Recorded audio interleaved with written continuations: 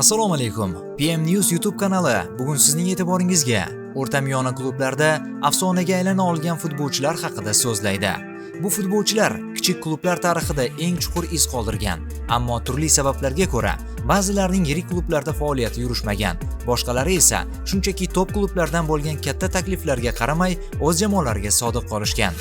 Tan oling, bunday futbolchilarni futbol ommasi, hatto siz ham hurmat qilasiz va ularning hayterlari deyarli yo'q. Albatta, bunday paytda ko'pchilik xayoliga birinchi bo'lib Antonio Di Natale kelishi mumkin. Ammo bugungi ko'rsatuvimizda biz hali faoliyatini davom ettirayotgan yoki yaqindagina faoliyatini tugatgan futbolchilar haqida gaplashamiz. Axir zamonaviy futbolda hamma narsani pul hal qilayotgan bir paytda kuchli futbolchi bo'lib, uzoq vaqt davomida kichik bir jamoaga sodiq qolish bu albatta hurmatga loyiq. Demak, bugungi top 5 reytingimizni Sassuolo hujumchisi Domenico Berardi ochib beradi. Mazkur jamoa safida 2012-yildan buyon faoliyat olib borayotgan Berardi ismini yangiliklarda ko'p eshitgansiz. Bir qarasangiz uni Manchester United, Chelsea, Arsenal klublari bilan bog'lashsa, yana bir qarasangiz Italiyaning top jamoalari uni o'z tarkibida ko'rmoqchi ekani haqida yozishgan. Ammo hujumchi mana 13 yildirki Sassuologa sodiq qolmoqda. 16 yoshlik vaqtidayoq asosiy jamoaga jalb etilgan va bundan 5 kun o'tib u professional futbolchilik faoliyatidagi birinchi golni urishga muvaffaq bo'lgan. B seriyada porlagan bu yangi yulduzni o'z vaqtida Juventus klubidagilar payqashadi. Oradan 1 yil o'tib, uning transfer huquqini 50% ni o'zlashtirishdi.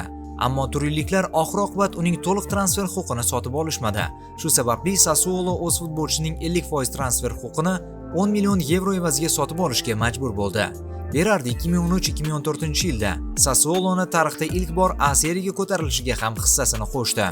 2019-yilning yanvar oyida esa u Milan darvozasiga naqd 4 ta gol urdi. Bu orqali u Italiya chempionatida bir o'yinda 4 ta gol urgan afsonaviy futbolchi Silvio Pioladan keyingi eng yosh futbolchiga aylandi. Mazkur mavsum yakunida unga haqli ravishda yilning eng yaxshi yosh futbolchisi sovrini ham topshirildi. Shubhasiz, bu o'yin uni qisqa vaqtda ommaga yanada tanitdi. Bu mavsumda u Fiorentinaga qarshi bahsda hat-trick ham qayd eta oldi va A seriyadagi ilk mavsumini 16 ta gol bilan yakunladi. Keyingi mavsumda esa u A seriyada 30 ta gol urishga erishgan eng yosh hujumchiga ham aylandi. Shu tariqa Domenico Berardi Sassuoloda uzoq vaqt qolmasligini va boshqa biror top klubga o'tishini barcha bashorat qilardi.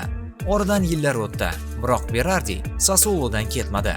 2018-yilda u ilk bor Italiya terma jamoasidan chaqiruv oldi. 2021-yilda esa Roberto Mancini boshchiligida Yevropa chempioniga aylandi. Final uchrashuvi Angliyaga qarshi penaltilar seriyasini aynan u o'z gol bilan boshlab bergani yodingizda bo'lsa kerak.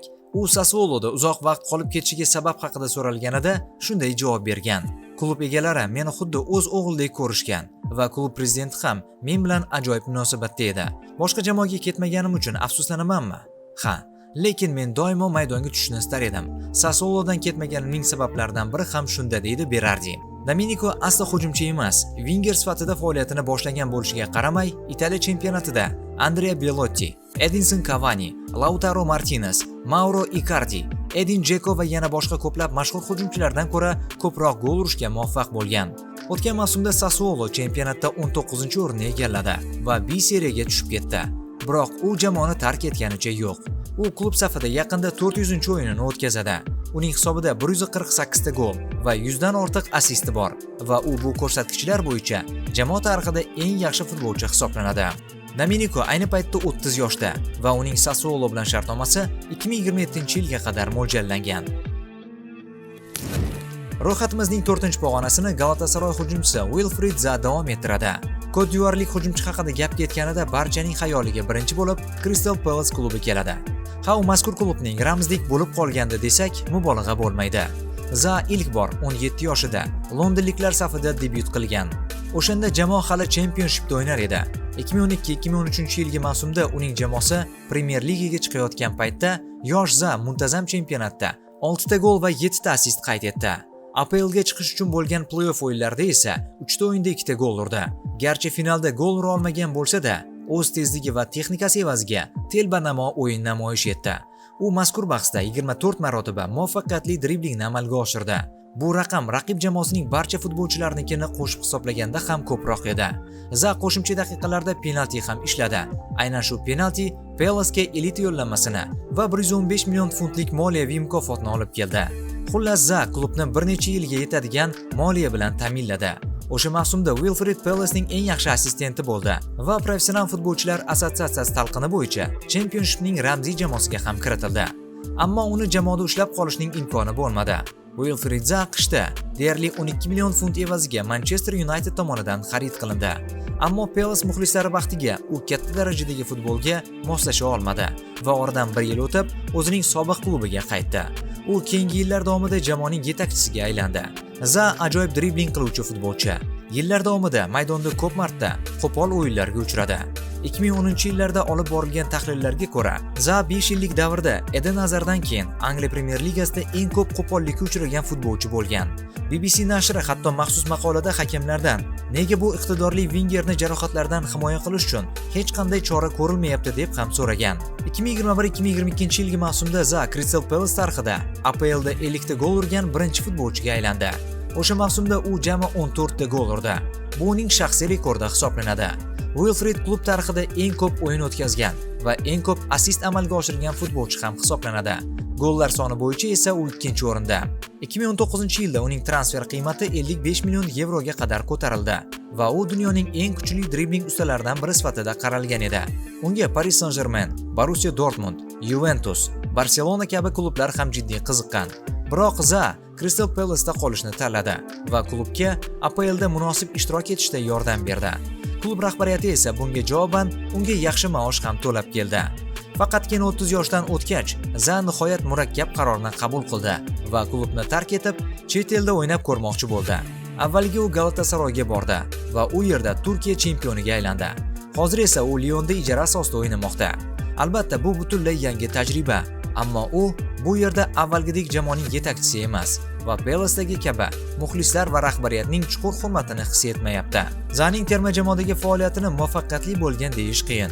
U 2012-yilda ilk bor Angliya terma jamoasidan chaqiruv oldi va umumiy 2 o'yinda maydonga tushdi xolos. Biroq uning debyut o'yinida Angliya termasi Shvetsiyaga 2-4 hisobida yengildi. 2017-yilda esa u Cote d'Ivoire termasida ilk bor debyut qildi va mazkur terma jamoa safida 31 o'yinda 5 ta gol urishga erishdi. Ro'yxatimizning 3-pog'onasi Sevilla afsonasi va jahon chempioni, Yevropa chempioni hamda Millatlar Ligasini yuta olgan dunyodagi yagona futbolchi Jesus Navasga tegishli. U butun faoliyatini top klublardan birida o'tkazishi mumkin edi, lekin buni istamadi. Navas Andalusiyada tug'ilgan va 2000-yildan beri Sevilla tizimida. To'g'ri, uning bu klubdagi faoliyatida 4 yillik tanaffus bo'lgan va u Manchester Cityda ham o'ynagan hamda yomon taassurot qoldirmagan. U La Ligadagi debyutini 18 yoshga to'lishidan 2 kun o'tib amalga oshirdi va bir necha yil ichida Ispaniyaning eng kuchli futbolchilaridan biriga aylandi. O'shanda u Chelseaga o'tishi ham mumkin edi, ammo Navas bu taklifni rad etgan va uy sog'inchini bahona qilgandi. Navas Sevilla bilan bir necha bor UEFA Kubogi va Ispaniya Kubogida muvaffaqiyatga erishgach, boshqa klubda ham o'ynab ko'rishga qaror qildi va Manchester City bilan shartnoma imzoladi hamda asosiy tarkibdan joy oldi. U yerda Navas Angliya Premier Ligasini yutdi. Josep Guardiola kelgach, uni hujumchi qanotidan himoyaga o'tkazishdi. Ammo uy sog'inchi haqidagi xavotirlar bekorga emasdi. Navas Angliyadagi 4 yillik faoliyatidan so'ng yana Sevillaga qaytdi va yana 7 yil davomida Sevilla sharafini himoya qilib, 2024-yilda 38 yoshida mazkur jamoadagi faoliyatini yakunladi. Hech qanday pullar uni qaytib sevimli klubi devorlaridan olib chiqa olmadi. Sevilla bu mening hayotim deb tushuntirgan edi Navas. Saudiya Arabistoniga ketishdan bosh tortgan edi. Nafaqat Sardor, balki klub tarixidagi eng ko'p o'yin o'tkazgan futbolchi sifatida bu yerda bo'lish katta sharaf. Men yoshlarga namuna bo'lishni xohlayman degan edi Navas. U o'z buyukligini faqat katta o'yinlarda emas, balki mashg'ulot maydonida ham namoyish qilardi. 2018-yilda klub mashg'ulot bazasining asosiy stadioniga uning nomi berildi. Endi esa uning eng muhim o'yinlariga nazar solamiz. Sardor Navasning uzatmasidan so'ng Sevilla o'zining navbatdagi yirik finalda hisobni tenglashtirdi va Yevropa Ligasi tarixidagi 7-chempionligini qo'lga kiritdi. Jesus turnirning eng yaxshi futbolchisi deb topildi. 2020-yilgi finalda ham gol uning uzatmasidan so'ng kiritilgandi. 2007-yilda bu musobaqa hali UEFA Kubogi deb atalardi. Ammo Navas o'sha paytda ham finalda samarali harakat qilgan. U Sevilla safidagi 119 ta assist bilan klub rekordchisi ham hisoblanadi. Uning krosslari raqib himoyachilari va darvozabonlarni holdan toydirardi. 2019-2020 mavsumda Navas Yevropaning top 5 ligalari orasida eng ko'p kross bergan futbolchiga aylandi. U 2010-yilga Ispaniya Kubogi finalida ham gol urgandi. 2023-yil sentyabrida u Sevilla tarixidagi eng yoshi katta gol muallifiga aylandi va bu borada Serxio Ramosning rekordini yangiladi. Aslida u o'tgan mavsumdan so'ng faoliyatini yakunlash kerak edi. Buni klub rasmiy sahifalarida e'lon qilgan ham edi. Ammo rahbariyat o'z vaqtida xatosini anglab yetdi va u bilan shartnomani uzaytirdi. Hatto umrbod deb atalgan taklif bilan. Klub prezidenti u haqida shunday degandi: "Men Jesus Sevillada qancha qolishini istasa, shuncha qolishini xohlayman. U bunga loyiq. U futbolni tark etsa ham, istasa hayotining oxirigacha bu yerda ishlashi mumkin." Navas 2024-yil oxirida butsasini mixga kelishga qaror qildi. So'nggi mavsumda to'liq o'ynashga doimiy son mushaklari jarohati imkon bermadi. Ba'zida yurib ham bo'lmaydi degan edi u Markaga bergan intervyusida. U bilan xayrlashuvlar juda hissiyotli bo'ldi. Avval Sevilladagi so'nggi uy uchrashuvda ko'zlar yoshga to'ldi. Muxlislar uni ko'tarib xayrlashdi. So'ngra Real Madrid bilan Santiago Bernabeuda bo'lib o'tgan o'yinda yana bir marosim bo'ldi. Raqib futbolchilari jahon va Yevropa chempionini faxriy yo'lak bilan qarshi olishdi. Jesus esa o'yinning so'ngida yana ko'z yoshlarini tiya olmadi. So'nggi daqiqalarda yerga qarab nima ishlar qilib qo'yganimni o'yladim. Sevilla va terma jamoa bilan kechirganlarimni esladim deydi Navas. Shak shubhasiz, Jesus Navas klub tarixidagi eng buyuk afsonadir. Garchi u faoliyatini yakunlagan bo'lsa-da, biroq hozirgi formasida ham jamoaga foyda keltirishi mumkin bo'lgan futbolchi. Chunki u ketganidan keyin jamoa keyingi mavsumda segundaga tushib ketmasligi uchun kurashadigan jamoalar qatorigacha pastladi. Ro'yxatimizning ikkinchi pog'onasi Celta klubi afsonasi Yago Aspasga tegishli. Aslida u mazkur reytingda birinchi o'ringa ham loyiq ko'rilsa arzirdi. Biroq birinchi o'rindagi futbolchining Aspasdan bitta ustun tomoni bor. Bunga esa keyinroq to'xtalamiz. Avgust oyida 38 yoshini qarshilaydigan ispaniyalik hujumchi Yago Aspas 1995-yilda Celta klubi akademiyasida faoliyatini boshlagan va 2007-2008-yilgi mavsumda jamoa segundada bo'lgan paytda birinchi marta asosiy jamoada debyut qilgan. Uning jamoadagi birinchi goli 2009-yil 6-iyun kuni Alavesga qarshi uchrashuvda bo'lgan. Aspas 59-daqiqada zaxiradan maydonga tushib, jamoasining barcha gollariga mualliflik qilgan va 2-1 hisobidagi g'alabani ta'minlagan. Buning natijasida jamoa quyi ligaga tushib ketishdan qutulib qolgan. 17 yoshida u qo'shni Rapido de Bouzas klubiga ijaraga berildi va o'sha yerda o'smirlik davridagi so'nggi yilni o'tkazdi. 2009-2010-yilgi mavsumdan boshlab u butunlay asosiy tarkibga qo'shildi va bir necha mavsum Segunda divizionida o'ynadi. 2011-2012-yilgi mavsumda 23 ta gol urib, musobaqaning ikkinchi eng yaxshi to'purari bo'ldi. Shu yili u Celtani 5 yillik tanaffusdan so'ng La Ligaga qaytishida asosiy rolni bajardi. Bu muvaffaqiyatlari tufayli u Ispaniyada eng yaxshi hujumchi deb topildi va o'sha yili mavsumdagi eng yaxshi ispaniyalik futbolchilarga beriladigan Telmo Zarra mukofotiga sazovor bo'ldi. Aspas La Ligadagi ilk o'yinini 2012-yil 18-avgustda Malaga jamoasiga qarshi o'tkazdi. Birinchi golni esa sentyabrda Osasunaga qarshi o'yinda kiritdi. U ilk mavsumda jami 12 ta gol urdi va jamoani so'nggi turda quyi ligaga tushib ketishdan saqlab qoldi. 2013-yil may oyida Liverpool jamoasi Aspasni 8 million funt evaziga o'z tarkibiga qo'shib oldi. Aspasni Angliyada katta kelajak kutayotganiga ko'pchilik ishonardi va unga Mersisaytliklar 9-raqamni ishonib ham topshirishgandi.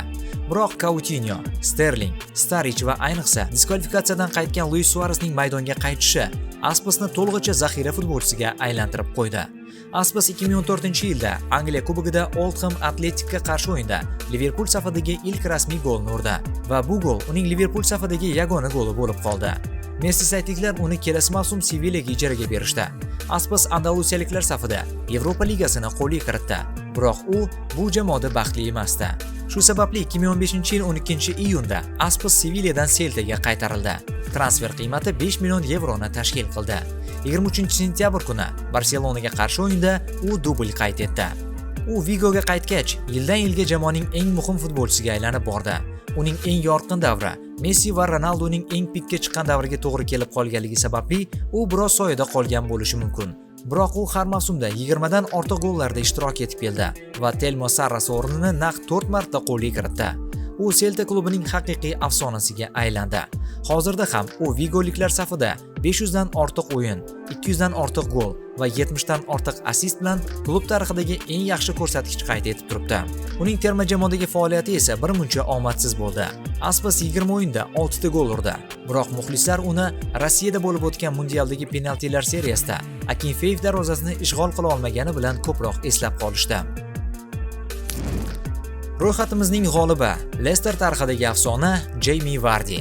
Vardyning Aspasdan ustun tomoni nimada ekanini yaxshi bilasiz albatta. U Leicesterni o'sha mashhur chempionligida asosiy qahramonlardan biri bo'lgan. Bu shubhasiz Premier Ligada 21-asrdagi eng kutilmagan chempionlik bo'lib qolmoqda. Bir mavsum avval elitada zo'rg'a o'z o'rnini saqlab qolgan jamoa kelasi mavsum APL chempioniga aylanishi bu shubhasiz ertak. Va bu ertakni yozgan inson Claudio Ranieri bo'lsa, undagi asosiy qahramon va balki ertaklardagi shahzoda Jamie Vardy edi. U tulkilarning bu chempionligida X-faktorga aylandi. Uning o'sha mavsumdagi formasi va samaradorligi pik darajaga chiqqan edi.